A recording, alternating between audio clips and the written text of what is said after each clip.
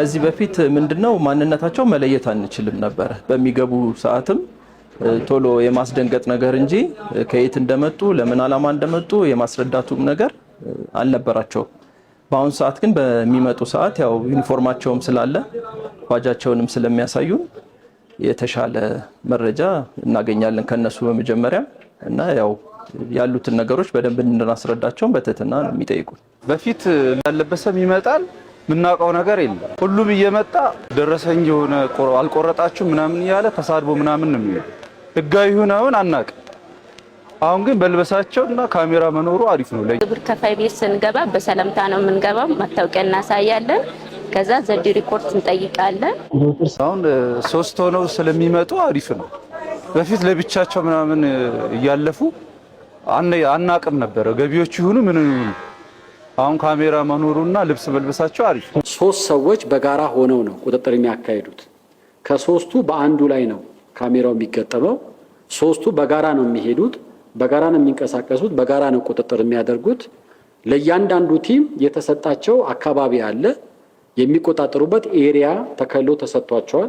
ከዛ ኤሪያ ውጪ በሚወጡበት ጊዜ ሎኬሽኑ ሲግናል ይልካል ወደ ዋናው መስሪያ ቤት። ስለዚህ በቀላሉ ልጆቹ ላይ ተገቢው ቁጥጥር የምናደርግበት ስርዓት ነው ያለው። ማንነታቸውን በደንብ ስለሚለይልን ካሜራ መሆኑ ለምሳሌ አንዳንድ ጊዜ ደረሰኝ ራሱ ተቆርጦ ጭቅጭቆች ይኖሩ ነበር ከዚህ በፊት እና ያንን ሁሉ ያስቀርልናል ብዬ አስባለሁ ካሜራ መኖሩ። አንዳንድ ጊዜ ከስተመር ከውጪ ገዝቶ እቃ ይዞ ገብቶ ከኛ እንኳን ሳይገዛ በሚወጣ ሰዓት ጭቅጭቅ ይኖራል እና ያንን ነገር ስናስረዳቸው አለመረዳት ነገር ነበረ ከዚህ በፊት እና ካሜራ መኖሩ እንዲህ አይነት ጭቅጭቆችን ያስቀራል ብዬ አስባለሁ። ካሜራው ጥቅሙ በእኛና በግብር ከፋይ ያለው ግጭትን ለምሳሌ አንድ ካስተመር አንድ ነጋዴ ስንገባ ደረሰኝ ሳይቆርጥ እቃ ሲያወጣ ካገኘ አይ ደረሰኝ ቆርጫለሁ ወይም ያደረ ነው የቆየ ነው የሳምንት ነው እያሉ ይከራከሩልናል።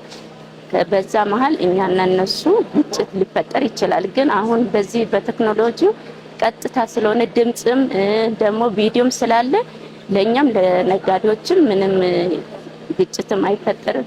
ቀጥታም ስለሆነ በጣም ጥሩ ነው። ግብር ከፋዩ ጋር በተያያዘ በዋናነት የብዙ ችግሮች መፍቻው ቁልፉ ከደረሰኝ ጋር የተያያዘው ነው። ማንኛውም ነጋዴ የሚገዛውን ግዢ የከፈለው ገንዘብ መጠን ልክ ደረሰኝ ከተቀበለ የሚከፍለውን ገንዘብ ደረሰኝ በሰጠው የንግድ ተቋም ስም ከከፈለ በሚሸጥበት ጊዜ በአግባቡ ደረሰኝ ቆርጦ ከሸጠ በግብር ከፋዩና በገቢ መስሪያ ቤቱ መካከል ያለው ችግር 90% መፍትሄ ያገኛል።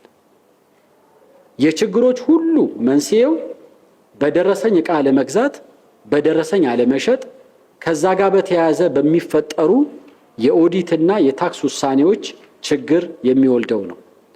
ስለዚህ ግብር ከፋዩ መብቱን ማወቅ አለበት፣ ግዴታውን መገንዘብ አለበት።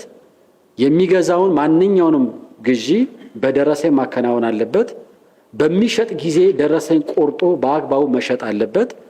የሂሳብ መዝገቡን ደግሞ ግዢውንና ሽያጩን ማዕከል አድርጎ ማዘጋጀት አለበት።